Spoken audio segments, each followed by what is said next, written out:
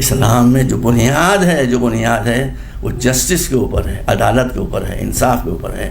کوئی آدمی اگر ہم زیادہ بات کہنے لگتا ہے ہم سے بھی خفا ہو جائیں گے، لیکن ہم نے بتا دیا اسلام ایک کیریکٹر کا نام ہے، نماز پڑھنے کا نام نہیں ہے۔ کیریکٹر کا نام ہے روزہ رکھنے کا نام نہیں ہے، کیریکٹر کا نام ہے حج کا۔ یہ نماز، روزہ، حج عبادتیں آپ جیسے یہاں سے تھوڑی دور نکلیں میرٹھ روڈ کے اوپر، اور میرا ایسا جاہل بھی آپ کے ساتھ بیٹھا ہوں، میں نے کہا مجھے میرٹھ جانا، اپنے گاؤں پہنچا دیتے ہیں۔ تھوڑی دیر کے بعد ایک سائن آیا میرٹھ، ہم نے کہا روکے گاڑی، میرٹھ آ گیا۔ ہم نے میرٹھ کو دیکھا، میرٹھ کے نیچے جو سائن بنا ہوا تھا، تیر بنا ہوا تھا، وہ نہیں دیکھا ہم کو۔ میرٹھ کے بورڈ نے ہم کو میرٹھ کا راستہ بتایا تھا، میرٹھ نہیں تھا۔ ہم یہ وقت بیٹھ گئے تو ہم چل رہے۔ مسلمان بھی یہی کرتے ہیں کہ نماز ایک راستہ بتانے کا سگنل ہے، روزہ ایک راستہ بتانے کا اشارہ ہے، حج ایک راستہ بتانے کا اشارہ ہے۔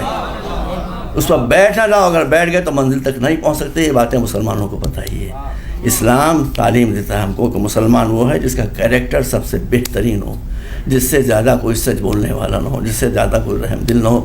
یہ میسیج ہے جو حضرت آدم سے چلا، پیغمبر تک آیا، پھر اسی میسیج کو علی نے سنبھالا، پھر اسی کو حسین نے سنبھالا، حسن نے سنبھالا، ہر امام نے سنبھالا۔ اور بات میں ختم کر رہا ہوں، یہی مشن جب امام زمانہ تشریف لائیں گے تو کیا ہوگا؟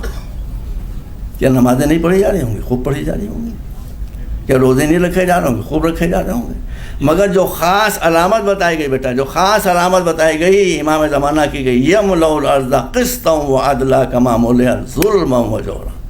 نماز تو وہ دیکھیں گے جو نماز پڑھتے ہیں، روزہ وہ دیکھیں روزہ رکھتے ہیں، لیکن جو خاص خصوصیت ہے کہ دنیا سے ظلم و ناانصافی کا خاتمہ ہو جائے گا۔ نہ کوئی ظالم رہے گا، نہ کوئی مظلوم رہے گا، نہ کوئی جاہل رہے گا، نہ کوئی غریب رہے گا، نہ کوئی بیمار رہے گا، نہ کوئی آزاد رہے گا۔ بس میں بات ختم کر رہا ہوں۔